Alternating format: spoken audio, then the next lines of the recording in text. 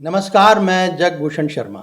दर्शकों, आज हम बात करेंगे कि किस तरह से जो हम आम शब्द इस्तेमाल करते हैं, हालांकि राजनीति से तो परहेज करते हैं, लेकिन उनके लिए जो शब्द इस्तेमाल करते हैं, जैसे भारत की संस्कृति, ये जियोपॉलिटिक्स, भाई जियोपॉलिटिक्स है, भारत की संस्कृति है, ये सब बातें समझ में आती है। कौन बताएगा कि भारत की संस्कृति क्या है? कौन बताएगा कि जियोपॉलिटिक्स क्या है? और फिर कहने को राजनीति से हमारा कोई ज़्यादा ताल्लुक नहीं है। मैं अक्सर कहता आया हूँ कि वो लोग जो राजनीति से परहेज करते हैं, एक तो झूठ बोलते हैं, और दूसरा हमारा मशवरा ये है कि राजनीति से परहेज ना करो, इसको समझो, क्योंकि ये आज के जीवन में आदमी के बहुत ही एक ज़रूरी बहुपक्षीय जो एक ज़रूरत बन चुकी है। राजनीति की मैं बात कर रहा हूँ। तो आइए आज हम समझते हैं कि ये जो भौगोलिक राजनीति है, जिसे हम जियोपॉलिटिक्स कहते हैं, ये क्या है, भारत की संस्कृति ये क्या है, और इसको हम समझते हैं कि जिन किताबों की माध्यम से हम समझते हैं वो भी बताएंगे, और इनके अलावा भी जिन सोर्सेज का हम मदद ले रहे हैं, ये क्रेडिट जो उनसे हमने जो जानकारी हासिल की है, ये क्रेडिट हम उन्हीं को ही देंगे। हम इंडियन एक्सप्रेस की बात करेंगे, और हम बात करेंगे दीपक शर्मा है, उनका यूट्यूब मंच है, उनसे भी कोई जानकारी है थोड़ी सी, वो भी साझा करेंगे, लेकिन जो क्रेडिट है वो उन्हीं को ही जाता है। और इसी तरह रवीश कुमार का जो official.com है, वो क्रेडिट उनको भी वो उन्हीं को ही जाता है। तो जो कहने का मकसद ये है कि कुछ जानकारी, ये जो सोर्सेज हैं, हमारे पास इतने साधन नहीं है, हमारे पास इतनी जो रिसोर्सेज या सोर्सेज कह लो, उनकी कमी होने के कारण तो हमें कहीं ना कहीं मदद लेनी पड़ती है। लेकिन फ़िलहाल हम जो जिन पुस्तकों, जिन किताबों के माध्यम से हम खुद अध्ययन करके आपसे जानकारी साझा करेंगे, उन किताबों को भी हम आपसे उनके टाइटल आपसे साझा करेंगे, और साथ में बताएंगे कि ये जो शब्द इस्तेमाल होते हैं, इनकी जो गहराई है वो क्या है। दर्शकों, आइए हम समझते हैं कि जो हमारा फोकस है, उन्हीं शब्दों की गहराइयों को समझना है कि अगर हम जियोपॉलिटिक्स का अगर इस्तेमाल करते हैं शब्द बोलचाल में या कहीं चर्चा में, तो हमें पता होना चाहिए कि जियोपॉलिटिक्स है क्या, राजनीति क्या है और भूगोल क्या है। इसको भी हमें समझना है। हम ये सुनी सुनाई बातों पर या सुने सुनाई शब्दों को इस्तेमाल करके कई बार बहुत कंफ्यूज हो जाते हैं। इसी तरह संस्कृत को भी, जो भारत की संस्कृति है, इसको भी समझेंगे कि संस्कृति आखिरकार भारत की किसे कहेंगे हम। तो सबसे पहले जो हम समझना चाहेंगे वो है राजनीतिक भूगोल समसामयिक परिदृष्टि। ये जो पुस्तक है डॉक्टर रमेश दत्त दीक्षित द्वारा लिखी गई है। तो आइए हम समझते हैं राजनीति एक्चुअली क्या है। कि राजनीति और जो राज व्यवस्था है, इसको संचालित करने के लिए जो हम नीतियाँ निर्माण करते हैं और उनको क्रियान्वित करते हैं, ठीक है जी, वो राजनीति है। अब ये नीति निर्माण और नीतियों को हम क्रियान्वित किसके लिए करते हैं, ये हमारी सामाजिक इकाइयाँ। सामाजिक इकाइयों की जब बात करें तो उसमें पारिवारिक और जो सामाजिक संगठन है, इन सबको, अब इन सबको सुव्यवस्थित रखने के लिए जो हमें नियामक संगठन बनाने पड़ते हैं, वो ये राजनीतिक दल होते हैं। तो इसी को हम, यहाँ से शुरुआत होती है हमारी जो है राजनीति की। मोटे तौर पे हमें समझना होगा कि जो सामाजिक इकाइयाँ हैं, इनको सुव्यवस्थित रूप से संचालित करने के लिए हम जो नीतियाँ और नीतियों का निर्माण करते हैं और नीतियों को फिर क्रियान्वित करते हैं। ये सुव्यवस्थित रखने, सामाजिक इकाइयों को सुव्यवस्थित रखने के लिए हम ये सब करते हैं। तो इनके जो नियामक जो संगठन होते हैं, तो वो राजनीतिक दल करते हैं। इनको हम शक्तियाँ प्रदान करते हैं अपने मतदान से। जब तक उस लोकतांत्रिक व्यवस्था है, जहाँ कहीं भी लोकतांत्रिक व्यवस्था होगी, तो वहाँ मतदान से ये शक्तियाँ प्रदान की जाती हैं, ठीक है जी। तो यहाँ से राजनीति की शुरुआत होती है। ये तो रहा राजनीति का पक्ष, जो हमने जिस पुस्तक से ये संदर्भ लिया है वो हमने आपको बता दिया है। आगे भी हम बात करते हैं कि ये भूगोल क्या है। भूगोल एक्चुअली पृथ्वी के जिस क्षेत्र और वातावरण में मनुष्य रहता है, उसके अध्ययन को हम भूगोल कहते हैं। अगर इसको और थोड़ा विस्तृत रूप में समझें तो वो ज़्यादा उचित होगा कि जो ऑथर है वो अपने पुस्तक में क्या कहता है। ऑथर के अनुसार ये कि यानी क्षेत्रीय और स्थानिक अध्ययन ही भौगोलिक अध्ययन है, ठीक है जी। और अगर हम इसको थोड़ा और विस्तृत रूप से समझ लें तो गलत ना होगा कि पृथ्वी के क्षेत्रीय स्वरूप, वातावरण, संसाधनों और धरती पर निवास करने वाली जो जनसंख्या द्वारा क्षेत्रीय वितरण और उसकी जो विभिन्नताओं और अंतर क्षेत्रीय जो संबंधों को, अर्थात इनके परस्पर आदान प्रदान से पैदा होने वाले प्रवाह का अध्ययन ही हमारा भौगोलिक अध्ययन है। तो यानी जिस क्षेत्र में भी लोग रहते हैं, उनमें आपसी जो आदान प्रदान होता है, संसाधनों का हो या विचारों का हो या जो भी हो, ये इस आदान प्रदान को हम जिस क्षेत्र में रहते हैं उसकी बात हो रही है। तो उसको हम भौगोलिक अध्ययन कहेंगे। ये तो है भूगोलीय राजनीति और भूगोल के बारे में हमने आपको बताया। अब बात करेंगे संस्कृति की।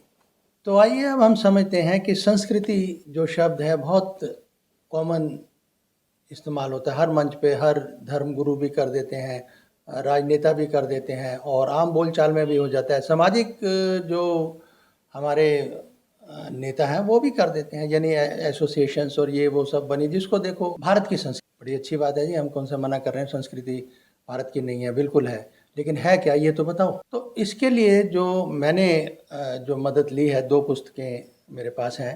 एक हमारी परंपरा, जो कि संपादक हैं इनके वियोगी हरि साहब, वो अब शायद दुनिया में है या नहीं मैं नहीं कह सकता, लेकिन एक भारत की राष्ट्रीय संस्कृति, ये है डॉक्टर एस आबिद हुसैन, ठीक है जी, इनके द्वारा ये पुस्तकें लिखी गई हैं और हम इनकी मदद से हम समझना चाहेंगे कि भारत की संस्कृति या हम संस्कृति कहें तो ये है क्या। तो योगी हरि जी ने किताब लिखी है परंपरा, उसमें एक चैप्टर है प्राज्ञ वैदिक और वैदिक, एक अध्याय है, उसमें लिखा है कि संस्कृति है क्या। तो संस्कृति बयान की है उन्होंने कि संस्कृति के 4 अंग माने हैं उन्होंने, वो क्या क्या है उनमें, धर्म अर्थ काम और मोक्ष। धर्म अर्थ काम और मोक्ष, ये 4 जो शब्द हैं ये अंग है संस्कृति के, और सारी जो संस्कृति है वो इन्हीं शब्दों के में निहित है, यूं समझ लीजिए। और जब तक हम इनको नहीं समझेंगे तो हम संस्कृति को भी नहीं समझ सकते। आप समझ रहे हैं ना बात। और ऐसा ही कुछ विस्तार से जो डॉक्टर आबिद हुसैन है उन्होंने भी कहा है, लेकिन उनके शब्द कुछ और हैं। हम परंपरा जो पुस्तक है उसके शीर्ष ये टाइटल है और वियोगी हरि साहब ने ये लिखी है, और उसमें जो कहा गया उसका एक चैप्टर है, अध्याय है, वो है वैदिक और प्राज्ञ वैदिक संस्कृति, प्राज्ञ वैदिक और वैदिक। तो उसमें 4 अंग बताए गए हैं, मैं आपको जैसे कह चुका हूँ। तो यहाँ से हमें समझना होगा कि जो धर्म अर्थ काम और मोक्ष हैं, धर्म के भी जब बात करते हैं तो लोगों को आपने देखा होगा कि धर्म के 10 लक्षण हैं। अरे 10 लक्षण तो सिर्फ इसमें मनुस्मृति में है। अगर हम अन्य जो पुराण हैं या दूसरे, अगर मैं गलत नहीं हूँ तो जब हम भागवत पढ़ते हैं तो शायद उसमें 30 लक्षण हैं धर्म के। इसी तरह हो सकता है मैं भागवत को यहाँ पे कह रहा हूँ, लेकिन है, मैं बता दूंगा आपको नेक्स्ट किसी भी एपिसोड में। 30 लक्षण भी हैं, 14 भी हैं, अलग अलग हैं, अलग अलग पुराण, अलग अलग ग्रंथ हैं, उनमें धर्म के लक्षण हैं। लक्षणों से ज़्यादा हमें मानना क्या। और पहला ही लक्षण अगर हम बात करते हैं धर्म की तो वो है सहिष्णुता, धृत जैसे कहते हैं ना, धृति अगर इससे, तो यहाँ से है सहिष्णुता। अब यहाँ से सहिष्णुता देखो कितनी है हमारे में, अपने इर्द गिर्द देख लेना। तो यहाँ से फिर आप देख लेना धर्म जो चार मैंने अंग बताए हैं संस्कृति के, धर्म अर्थ काम और मोक्ष, ठीक है जी। और किस तरह से अर्थ के पीछे भी हम पड़े हुए हैं, सहिष्णुता है नहीं, काम कितना है ये देख लो आज, किस तरह से जो है यौन शोषण और ये खबरें आ जाती हैं 17-18 मिनट में एक रेप हिंदुस्तान में होता है ऑन एन एवरेज। ये तो ऐसे आंकड़े मिलते हैं। तो कहने का मकसद ये है कि आप हम जा किधर रहे हैं और किस संस्कृति की हम दुहाई देते हैं। यानी संस्कृति को पहले हमें समझना तो होगा ना, पहले संस्कृति को हम समझ लें, फिर उनके जो अलग अलग 4 अंग हैं उसको, संस्कृति समाहित है वो है कहाँ, वो भी तो समझना है। तो इस करके हमें जिन शब्दों का हम प्रयोग करते हैं कम से कम उनके बारे में थोड़ा बहुत ज्ञान हमें रखना चाहिए। मेरा तो विनम्र निवेदन ये है, ये एक आलोचना नहीं है, ना ही कटाक्ष है, लेकिन सवाल अपने आप पर भी कई बार शर्म आती है कि हम बोल तो देते हैं कि ये हो गया, लेकिन जब सामने वाला कई बार पूछ लेता है कि इसके मायने बताना जरा, तो वहाँ फिर हम थोड़ा सा खामोश हो जाते हैं।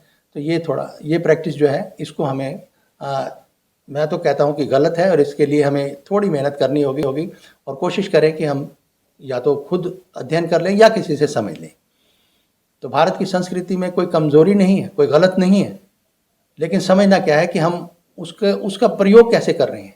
तो दर्शकों, एक पक्ष हमने आपको बताया कि किस तरह से हमारी परंपरा में जो वियोगी हरि जी महाराज हैं उनके पुस्तक में जो अध्याय है संस्कृति, प्राज्ञ वैदिक और वैदिक, तो उसमें जो है हमने बताया कि संस्कृति के किस तरह से 4 अंग हैं। और आगे हम बात कर रहे हैं भारत की राष्ट्रीय संस्कृति में, जो कि डॉक्टर आबिद हुसैन द्वारा लिखी गई है। तो उन्होंने क्या कहा है, वो भी संस्कृति के बारे में जो बताते हैं वो भी बड़ी पते की बात है। अब उसे हमें समझना चाहिए कि वो कहते हैं कि इसके दो पक्ष हैं संस्कृति के, एक चैतन्यवादी है और एक भौतिकवादी है। अब दोनों के अंतर को हम थोड़ा सा समझ लेते हैं। पहले पक्ष के अनुसार संस्कृति विकास के क्रम में किसी खास परिस्थिति में सर्वोच्च सत्ता द्वारा अंतर्ज्ञान, प्रेरणा या रहस्यात्मक अनुभूतियों के माध्यम से प्राप्त होने वाली उच्चतम मूल्यों का एक जो दृष्टिकोण कहा जा सकता है। कुल मिला के ये है कि बात जो इनको अगर हम बहुत सरल शब्दों में समझें कि ये जो एक प्रेरणा मिलती है हमें, जो एक हिडन हैंड होता है, उच्चतम जो सत्ता है वो ईश्वर की ही है। तो उससे हमें प्रेरणा मिलती है कि हमें जो भी है, जो उच्चतम विचारों के साथ, उच्चतम सोच के साथ, जो उच्च विचार होते हैं उनके साथ जो है हमें समाज को सुव्यवस्थित रखना है। तो अच्छे ख्याल है, अच्छी सोच के साथ जो ये आंतरिक प्रेरणा होती है, तो देने वाला कौन है, वो ईश्वर है। तो ये मानना एक पक्ष का है। और दूसरे पक्ष में वो कहते हैं कि जो संस्कृति है वो प्राकृतिक वातावरण से बनती है। तो ये हमने आपको बताया कि पुस्तकों में संस्कृति दोनों ही। अब बात यह है कि अगर जब हम जीवन मूल्यों की बात कर रहे हैं तो जीवन मूल्य शुरुआत में किसी बाजार में तो बिके नहीं थे, आए तो आंतरिक प्रेरणा से ही थे कि इंसान को किसी पे जो उदारवादी होते हैं, एक क्रूर होते हैं, दूसरे उदारवादी होते हैं, दोनों में अंतर है, दोनों की सोच में अंतर है। तो ये इस बात को समझना है। तो संस्कृति जो है हमें आंतरिक प्रेरणा से भी है और प्रेरणा देने वाला हमें ईश्वर है, हिडन हैंड बोलते हैं हम उसको, जिसे परमात्मा कहते हैं, वो अदृश्य ही है, सभी जानते हैं। तो ये एक दो पक्ष बताए गए, भौतिकवादी भी और चैतन्य पक्ष और भौतिक। तो ये दो पक्ष हैं संस्कृति के। ये दोनों पुस्तकों के जो लेखक ज्ञानी विद्वान लोग हैं उनके द्वारा लिखा गया है और उनसे जो हमने हासिल की जानकारी को आपसे साझा कर रहे हैं। तो गोया कहने का मकसद ये है कि जब हम कुछ जिन भी शब्दों का इस्तेमाल करें जो राजनीति में करें, पहली बात तो राजनीति से परहेज ना करो, और दूसरी बात है जिन शब्दों को आज हम यूज़ होते हुए देखते हैं लोगों द्वारा बोला जाता है, भाई जियो पॉलिटिक्स है जी, ये हमारी भारत की संस्कृति है। बहुत अच्छी बात है, हमें भारत की संस्कृति गर्व है, हमें नाज है, लेकिन सवाल है हमें पता भी तो होना चाहिए है क्या, काम हमारे उसके विपरीत हो रहे हैं और बात दुहाई देते हैं हम संस्कृति। कहीं ना कहीं ये खुद पर जरा विचार करो कि ये क्या कहते क्या ये आज के हमारे एपिसोड में। लेकिन अब इसके विपरीत जो करंट में हो रहा है, क्योंकि हम तो आपको जो हमारे पास इतने सोर्सेज नहीं है कि जो हम ग्राउंड ज़ीरो पे जाएं कि भी हम बहुत सारी जो करंट जो जानकारी, इनके सोर्सेज और इनके सारे जो तथ्य हासिल कर सकें, लेकिन हमें मदद मिल जाती है। तो एक ये बात, महंगाई की बात नहीं होती, तो महंगाई के लिए रवीश की मैं प्रोग्राम देख रहा था, उनका जो है ravishofficial.com। तो ये क्रेडिट तो हम उनको दे रहे हैं क्योंकि उनके पास जानकारी है, तथ्य, सारे आंकड़े हैं। तो जो झलक हम दिखाएंगे तो क्रेडिट तो उनको है। इसी तरह दीपक शर्मा की हमने बात करी, दीपक शर्मा का जो यूट्यूब मंच है उस पर उन्होंने, हालांकि आर्टिकल जो है योगेंद्र यादव का इसमें भी छपा है, इंडियन एक्सप्रेस में भी। तो यहाँ पर इन्होंने junk model code of conduct, क्योंकि जो हमारे देश में अब जो चुनाव प्रणाली है या चुनाव व्यवस्था जो हम देख रहे हैं, ये किस तरह से शक के दायरे में आ रही है, ये बहुत बड़ा सवाल है। तो अब ये देखने वाली बात है कि समझना होगा हमें कि किस तरह से हमें ये बातें समझनी है। तो ये हमारा जो कहने का मकसद है कि हम तो देखिए अनसंग से जर्नलिस्ट हैं, लेकिन जो बात कही जाती है या कही जानी चाहिए तो उसमें संकोच नहीं होना चाहिए। ये क्योंकि देश हित की बात है। कहीं पर भी अगर भारत का नाम उछलता है या कुछ है तो वो राष्ट्र हित में तो नहीं होता कम से कम। या महंगाई की अगर मुद्दा है, इसको अगर नेशनल मीडिया इग्नोर करता है या मीडिया के, तो वो भी कोई समाज हित में नहीं है। तो ये कुल इफेक्ट जो आज हम आँख मूंद भी लें किसी वजह से, तो इसका आज नहीं तो कल असर पड़ेगा ही पड़ेगा। तो कुल मिला के हमें जो राजनीति से परहेज नहीं करना चाहिए। जो सही बात है वो सही है, जो गलत है वो गलत है। अगर ये जो बातें सामने आ रही हैं महंगाई की हैं या इलेक्शन कमीशन की ऊपर जो है वो उस पर जो साफ कहा जाता है कि भरोसा कुछ कम होता जा रहा है, तो ये क्यों है, ये ऐसा क्यों हो रहा है? तो ये एक चिंता का विषय है। लोकतांत्रिक व्यवस्था में लोग मत देकर सरकार को ताकतवर बनाते हैं। तो आज के एपिसोड में इतना ही, फिर मिलेंगे। नमस्कार।